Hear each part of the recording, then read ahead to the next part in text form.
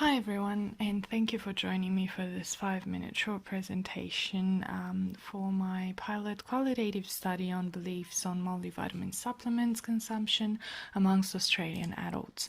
Please take note of on your handouts that I've given you, and if you have any questions or concerns, please address them at the end of the presentation.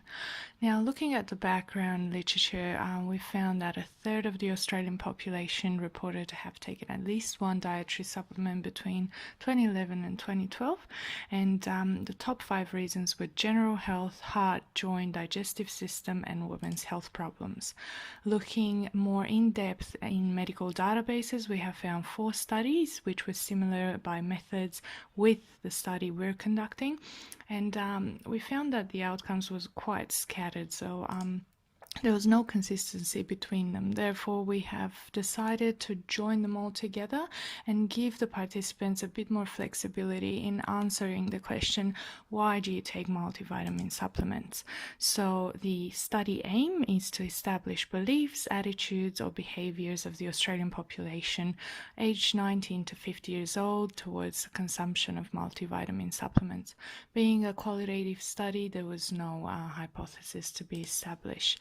Methods, we're looking at study design, qualitative, descriptive, phenomenological studies, sample information, demographics, culture, age, and sex. We did not look at any more because we're not looking to link demographics to beliefs.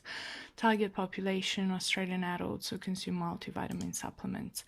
And looking at age, there was quite a bit of a difference between the groups, but it's not that relevant as the NRVs are exactly the same for these two groups, though the sex demographics, there was quite a difference which could represent a limitation of this study.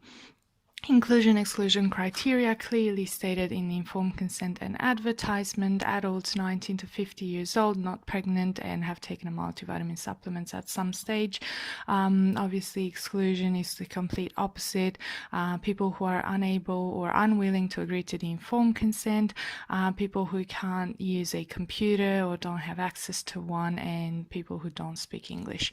There was no further inclusion-exclusion criteria noted. Sampling methods, purpose sampling, and I will go in much detail in the final paper about this and how it was done. Ethics, informed consent, as you can see here, this was the format, and people would have to click the yes, I agree. Clicking no would exit the survey. Scientific excellence and quality was ensured by the fact that the project supervisor and the subject coordinator have the relevant skills to help the students achieve a quality piece of paper. There was no risk and harm to participants. There was confidentiality and right to privacy, conflict of interest none stated, and independent review to be advised. The main outcomes measure were percentage in preferences for the answers to the question, why do you take multivitamin supplements?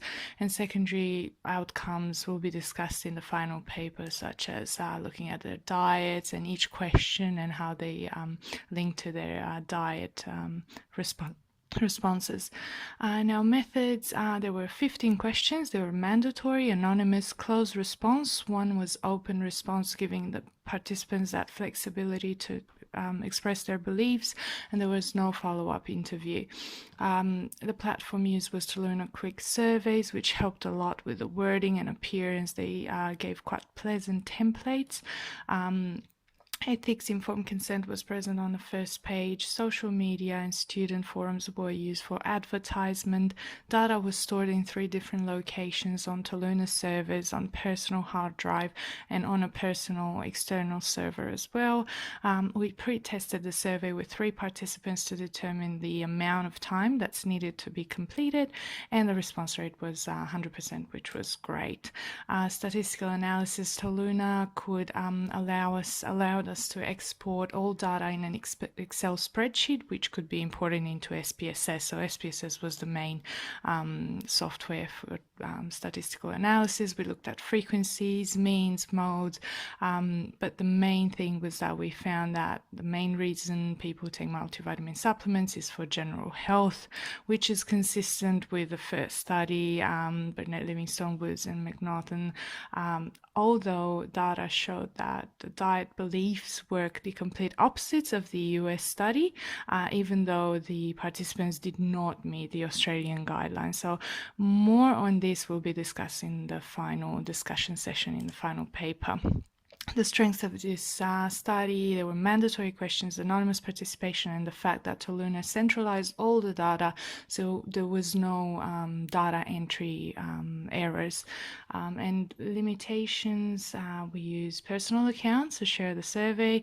It was a bit of external validity was a bit questionable because the sample size is quite small.